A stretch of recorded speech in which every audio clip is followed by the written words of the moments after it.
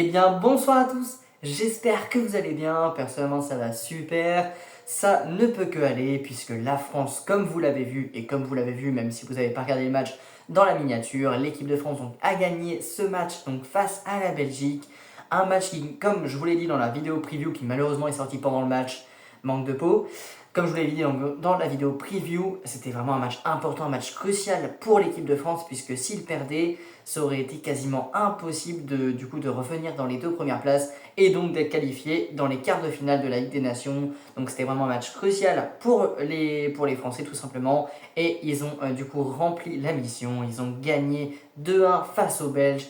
Et quelle victoire compliquée, quel match compliqué pour les Français, surtout la première mi-temps. Pour moi, voilà, il y a, on va dire, allez, un flop et trois tops. Donc c'est quand même plutôt positif, voilà. Dans la première mi-temps, voilà, c'était plutôt négatif. Hein. Vraiment, mon bilan de la première mi-temps était vraiment négatif. Je me suis dit, bon, attends de voir la deuxième mi-temps, ça se trouve, ça va aller largement mieux. Et en effet, je pense que voilà, tout ce qui s'est passé avant la mi-temps, le penalty manqué par Tillmans, ensuite le but juste avant la mi-temps donc de Jérémy Doku, je pense que de Jérémy Doku, d'Openda, pardon, je suis désolé, excusez-moi en même temps, il est tard. Je pense que ça a vraiment fait un électrochoc aux Français, et heureusement, parce que voilà, c'était mal parti. La première mi-temps a été très très compliquée, surtout défensivement. Hein. Franchement, défensivement, on a eu du mal. Même en deuxième mi-temps, on a vraiment eu du mal. Les Belges passaient trop vite en fait. Les Belges passaient vraiment trop vite, trop facilement en fait. Vraiment, il y a eu un énorme trou au milieu de terrain pendant quelques minutes, même des dizaines de minutes dans le match.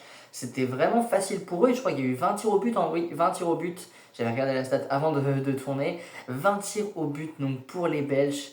C'est quand même pas rien. Les Français en ont 14, donc c'est déjà pas mal, mais je veux dire 20 tirs au but, quoi. Ça prouve quand même la fragilité défensive sur ce match en tout cas.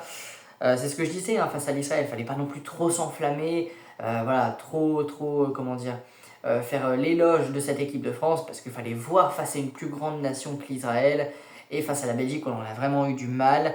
La deuxième mi-temps, c'est un peu décanté pour nous, voilà, ça a été un peu plus facile de passer, niveau offensif, c'était un peu plus facile, un peu plus simple. Malheureusement, il y a eu un but qui a été refusé pour Manu Koné, j'étais dépité, parce que bon, bah, Manu Koné, c'était sa deuxième sélection et donc son premier but, ça aurait été son premier but donc en équipe de France. Donc vraiment dégoûté pour lui, après c'est comme ça. Donc voilà, donc Manu Koné qui a failli marquer avec une main de Kolo Manu, une main vraiment, voilà, enfin je veux dire, c'était pas fait exprès, donc bon, c'est comme ça. Et d'ailleurs, ça me permet juste de faire une petite parenthèse sur l'arbitrage, qui pour moi a vraiment été catastrophique durant tout le match. Que ce soit l'arbitre central, et même les arbitres de touche. Enfin, franchement, il y a eu des hors-jeux qui n'étaient pas hors-jeu finalement. Tout était décalé en fait, c'était n'importe quoi. À chaque fois, il y avait un but limite. J'ai l'impression que sur tous les buts, on a attendu la VAR avant de confirmer vraiment. C'était n'importe quoi. Voilà, ce match a vraiment été très haché avec l'arbitrage. Donc voilà, c'était juste une petite parenthèse. Ça m'a un peu saoulé, je vous avoue. Je sais pas vous si vous l'avez ressenti aussi, mais voilà. L'arbitrage a vraiment été douteux aujourd'hui, enfin ce soir. Après ça arrive, hein, mais bon. C'était juste une petite parenthèse concernant l'arbitrage.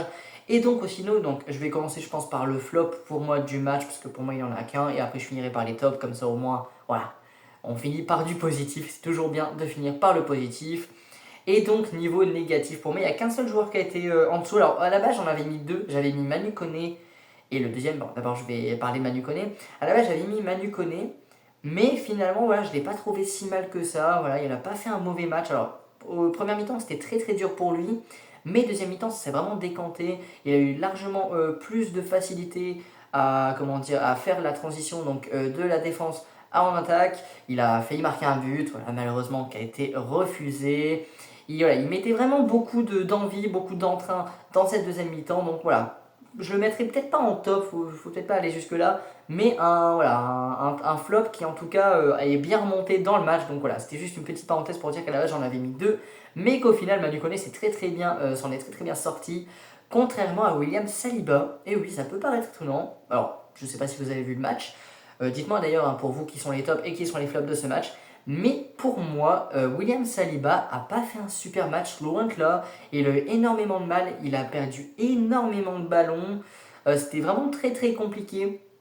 Donc ouais, non, c'était très compliqué pour lui, que ce soit première ou deuxième mi-temps, il a vraiment eu beaucoup de mal. Après voilà, ça arrive à tous les défenseurs, à tous les milieux, à tous les attaquants de passer à côté de leur match. c'est comme ça, c'est le football.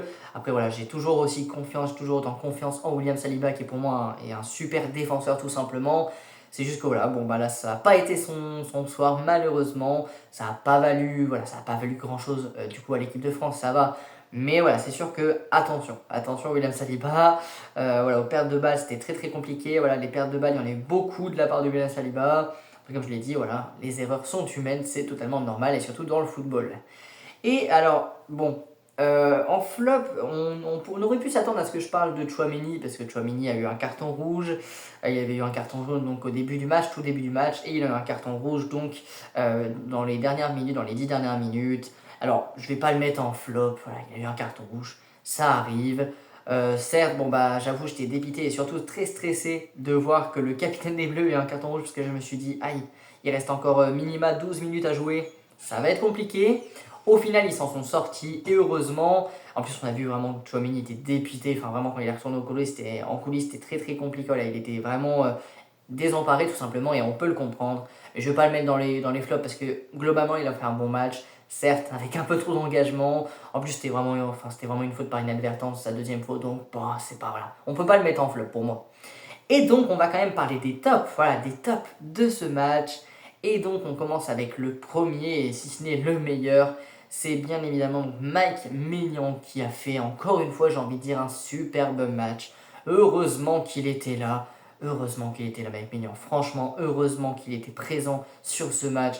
Il a vraiment, il a vraiment montré toutes ses capacités en fait de gardien. Il a été incroyable. Il a fait je sais plus combien d'arrêts. Sur les 20 tirs, il a dû en arrêter 12. Et après, c'est parce que les 8 autres tirs étaient pas cadrés. Mais sinon, franchement, non. Très, très, très, très bien joué de la part de Mike Maignan. Très, très beau match. Il a fait de superbes arrêts. Il a été vraiment présent de A à Z. Donc, franchement, bravo Mike Maignan qui, pour moi, vraiment est le top des tops de ce match. Donc, franchement, bravo Mike Maignan. Ensuite, donc le deuxième top pour moi, c'est Ousmane Dembélé. Je sais que je vais peut-être en étonner certains. En même temps, j'adore ce joueur, je suis obligé de le citer. Non, franchement, il a fait un superbe match. Enfin, un superbe match. Il a fait un bon match. Certes, parfois il y avait un peu de difficulté, surtout au début du match. Mais franchement, il a quand même réussi finalement à faire des différences, à créer du danger. Ça n'a pas amené non plus à grand chose. Mais il a quand même amené ce danger qu'il fallait avoir dans ce match. Donc franchement, là, Dembélé, j'ai pas non plus grand chose à dire sur lui, à part que ça va, ça va. Le match n'était pas incroyable, mais ça va. Et pour moi, voilà, le top qui joue avec Mike Maignan, pour moi, vraiment le meilleur joueur du match le joue entre Mike Maignan et lui. Je pense quand même que ça reste Kolo Muani. Voilà, Kolo Muani qui a fait un superbe match étonnamment. J'attendais beaucoup Bradley Barcola et du coup Ousmane Dembélé. C'est Kolo Muani qui a vraiment fait un superbe match. Décidément, c'est vraiment le chat noir des Belges. Il a marqué face à l'Euro, c'est lui qui a marqué le but face à l'Euro. À l'Euro face aux Belges. Et là, il marque à 2 reprises donc, dans ce match. C'est lui qui marque les 2 buts. Un très très bon match de sa part, franchement. Voilà. Et puis sans compter les buts, hein, il a vraiment amené du danger. Il arrivait vraiment à montrer ses qualités techniques. Franchement, c'est pas le même Kolo Muani en fait en club qu'en sélection, malheureusement pour le PSG, clairement. Non, franchement, j'ai vraiment bien aimé son match. Dites-moi ce que vous avez pensé de son match dans les commentaires, mais personnellement, j'ai vraiment bien aimé. Il a fait un superbe match. Et j'ai hâte de voir voilà, s'il va faire la même chose au PSG, s'il va vraiment pouvoir se libérer au PSG comme il se libère en équipe de France. Je pense que ça, c'est vraiment juste, voilà, c'est vraiment avec la pression en fait, qu'il a du mal au PSG. Faut pas qu'il se mette de pression, clairement. On voit ce que ça donne en équipe de France. Quand il se met pas de pression, bah, ça va nickel. C'est quand même le meilleur buteur de l'équipe de France sur l'année 2024. C'est une très très belle stat et franchement il peut être fier quoi. C'est voilà, avec tous les grands joueurs qu'on a en équipe de France, franchement bravo Colo et je pensais pas dire ça, hein, bravo Kolo Muani. Donc voilà, franchement là c'était juste voilà, une petite review du match. J'espère que voilà, cette vidéo vous aura plu. Après je pense pas qu'il y ait beaucoup de personnes qui sont restées jusque 9 minutes, mais bon, on sait jamais. En tout cas, s'il y a des nouveaux arrivants, n'hésitez pas à vous abonner sur la chaîne. C'est un soutien énorme à la chaîne tout simplement. En plus voilà, on est encore au début, donc forcément voilà, le max d'abonnés ferait vraiment plaisir. Donc n'hésitez pas, ça dure vraiment 2 secondes, c'est un petit bouton qui est facile à appuyer, voilà, c'est juste à appuyer sur un petit bouton et ça fait super plaisir. Donc n'hésitez pas. Et donc nous on se retrouve pour une prochaine vidéo les boss. Ciao ciao.